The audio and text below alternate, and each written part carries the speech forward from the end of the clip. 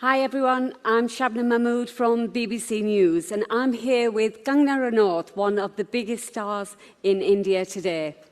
She shot to fame in 2006 with her debut film Gangster, and in less than a decade she's established herself as one of the leading actresses in Bollywood. Her choice of roles has redefined the stereotypical Indian film heroine. Let's welcome Kangana. Thank you, everyone. Thank you. Thank you, Shabnam. First of all, Kangana, I'd like to take you back to your childhood.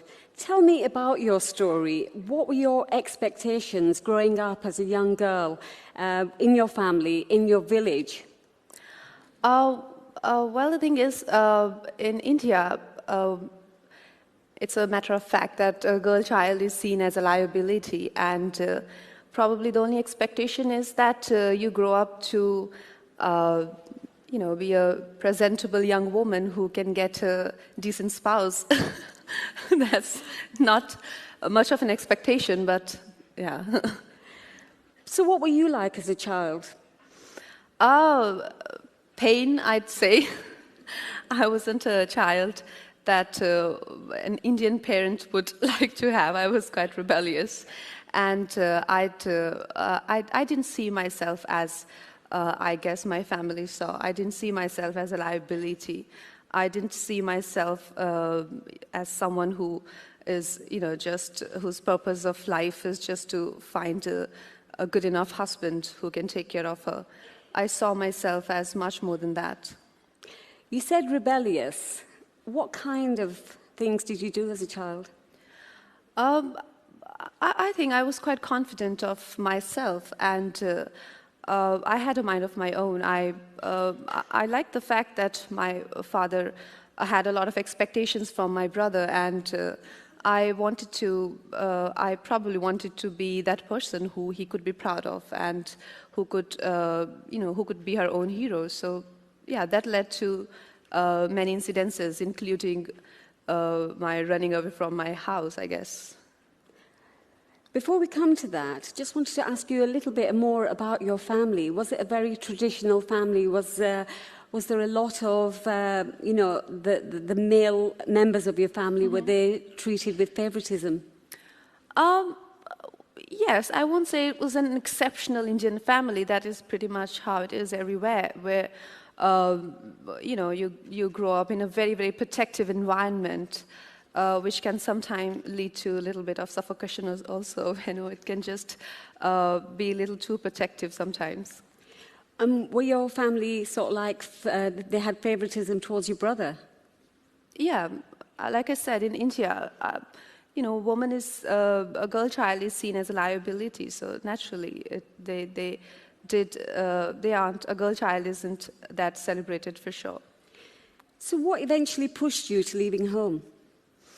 Like I said, that quest, that understanding of your own self, that confidence that you carry in yourself, that you're a lot more than people think you are, and you want to prove that, and you want to find yourself, and you want to be a lot more than you're believed that you are. So probably that quest. It can't have been easy though. Yes, I've struggled for 10 years. Yeah, that's quite long. What was the opposition like then when you made that decision to leave home? Well, my parents gave me an easy option that if you are gonna, go your way, so there's the highway, and you can probably expect no funds and no support, which I think was legitimate, because, I think that was a fair option. Was there one particular incident that led to you leaving home? Your father was quite angry with you. Yes, I think I left. I just refused to go to school, and I'm like, I can't do science. I don't want to be a doctor. And he's like, then what would you be? And I'm like, I don't know. So he's like, don't you think you should? I said, give me a year and I would find out. And he's like, I have no money to spend on these sort of hobbies of yours. And I'm like, sounds fair. So you left home, yes. and you went to a big city like Mumbai. Mm-hmm. What was that like when you first arrived there? No, no fairy dream or story, nothing like that. It was quite harsh. And, I was nothing like I am today. I couldn't speak a word of English. And in England, people might be understanding of that, but in Bombay, they're not very forgiving. If you don't speak English, how do you expect to work in Hindi films? Well, that was an obstacle, I'd say. You overcame that obstacle, but you overcame many obstacles because it wasn't easy to establish yourself. What did you want to do the minute that you arrived in Mumbai? Did you think, I want to be an actress? Or did you have to go through various stages like, modeling? Oh, yes, various stages, various auditions. I ended up sleeping on the pavements, and I didn't have food to eat. And my father would call, he's like, so did you learn your lesson? I'm like, no, you better get ready to learn yours. So it took way too long, and I think for him to learn his lesson 10 years, he was like, okay, fine. But I think I finally made my point clear. But yes, it was just one of those ordinary struggling stories where you're, there's a string of incidences or accidents, one after the other, one worse than the other, and then you're like, am I in a bad dream, or it's just... so yeah. You're known for being very honest and very outspoken to the media. You're a great role model for the modern, independent Indian woman who goes against the traditional norms. How important is that for you? Well, honestly, I really don't know how to be any other way. I mean, I find a lot of pride in being who I am, and that was the case from my childhood. Like I said, my parents saw me as someone else. They saw me as someone who was a liability, but that didn't change my understanding of my abilities and myself. And when I came to Mumbai, they saw me as this village woman who had a weird accent and weirder appearance, I guess. But I didn't see myself like that. I thought of myself a lot more than just, I am a lot more than my appearance or my age or my color or my hair. And that is how I saw myself, and it'll never change. And why would I want to hide that? I let that be there. For people, sometimes they find it too much, sometimes they like it. I mean, that's just the way I am. What are expectations for girls now compared to when you were growing up? And that wasn't a very long time ago, was it?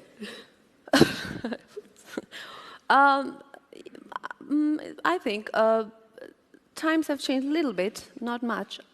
This generation isn't as bad as our generation, when I was growing up. But I'd say in India, we have a lot of work to do, and we need a lot more role models which young women can follow and parents can follow, where they have people they would like to, get inspired with their stories and their journeys. But definitely with literacy rate going higher, with the women actively participating in the progress of the nation, working and stepping out of the houses, things have changed, and there's a lot of confidence that has come in, but we're still nowhere close to the developed nations, for sure. So things have changed a little bit. Do you think the focus is shifting away from marriage, say, and are girls able to focus on careers? I won't say that. I mean, being in my place, who's a successful actress, and and working in an urban India, whatever you may call it, where I'm taking my job and at my workplace is just taken as a hobby. I come across people who like, what do you need money for? And I'm like, why are you making a movie? So I can see the challenges which rest of the women must be going through, and I know of my friends who are married, and every time they get married, their husband's job is the priority, so sometimes they have to even quit their jobs just because they have to prioritize their husband's work situations and maybe problems. Do you think it's particularly worse in your industry because there is this perception that in the Bollywood film industry, women are taken for their looks rather than talent? Well, yeah, I wouldn't want to admit it, but it is. I'll get bashed there. You know, she went there and she said that.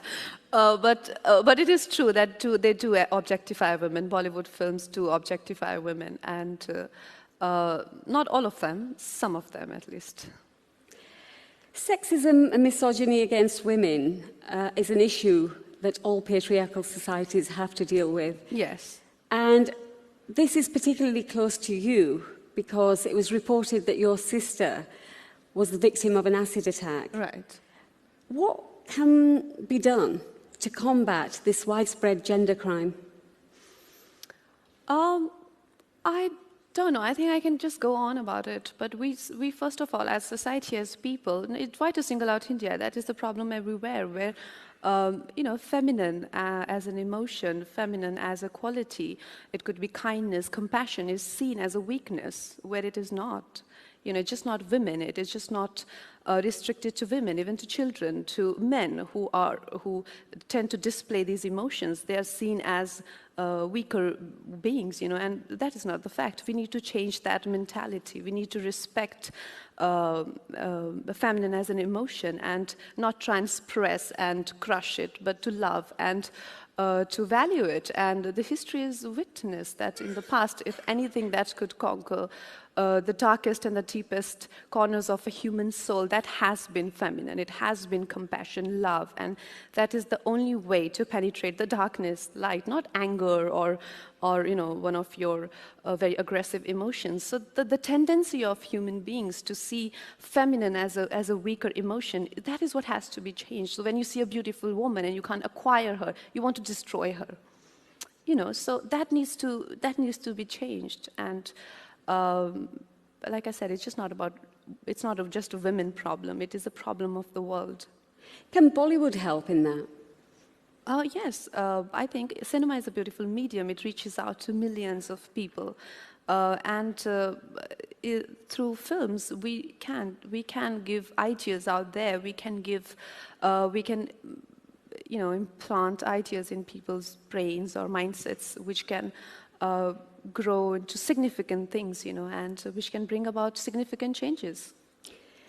Because of what you've been through, and you've stood up for yourself, what are your thoughts about what happened to Jyoti Singh, the 23-year-old medical student who was raped and killed on a bus in Delhi? Well, the thing is, a lot has been spoken about that, and a criminal is a criminal. A criminal doesn't have a religion or a nationality, do they? They're not even humans. They're not even entitled to be humans. So if you see, their tendencies, they probably would fit in animal kingdom, and animals don't have religions. So why to see criminals as people who belong to a certain, race or creed or religion? No, they don't have. They're not even humans.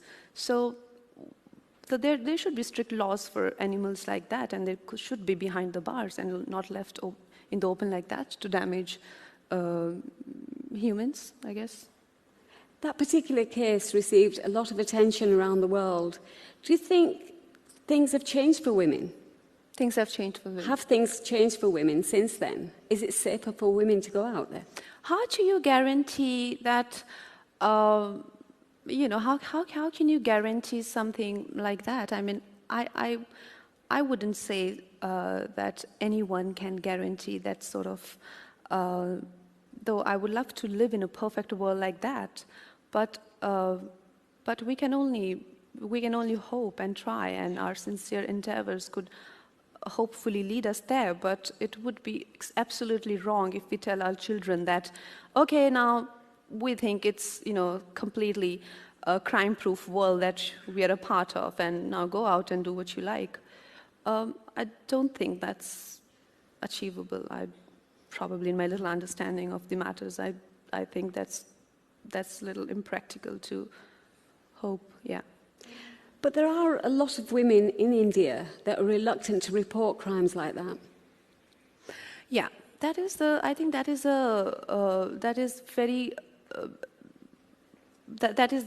sad part, that as a woman you feel responsible and you're held responsible for an incident like that, and again, that comes from the fact that your birth as a girl child is not celebrated. If it's not a tragedy to a family, it's definitely a setback.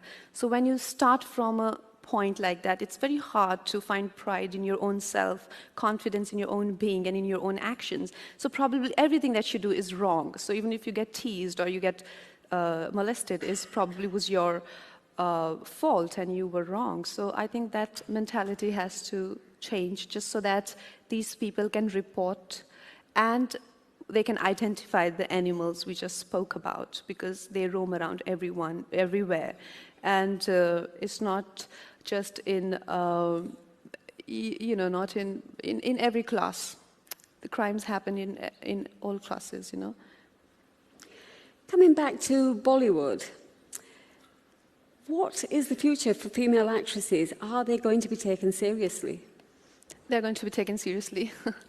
Well, I don't think we need anyone's approval about what we do as actresses. I feel it's a lot more important for women to accept themselves as opposed to others accepting them. You can't be hoping to get others' approval on what you do. When I work in a film, I'm not seeking anyone's approval, so because they always start as, and I'm like, yeah, it is good, it's great, and they're like, yeah, it is good. So you got to be confident of who you are, and you can't really always, because others' opinion of you will always shift. Their perspective will keep changing. Like I said, when I started out, they dismissed me like a nobody. And today I am who I am because my understanding of myself never changed. So as women, we don't have to hope that we get our due. We need to get up and get it ourselves. Thank you. And finally, Kangana, what else is in store for you beyond acting? I have a couple of projects coming up. I'm starting a period drama called Rangoon, which is based in World War II. So I'm going to start filming for that. And then there are some biopics and regular film stuff. I love being here, though. Love being here. Thank you so much. This was something so unusual for me. Thank you.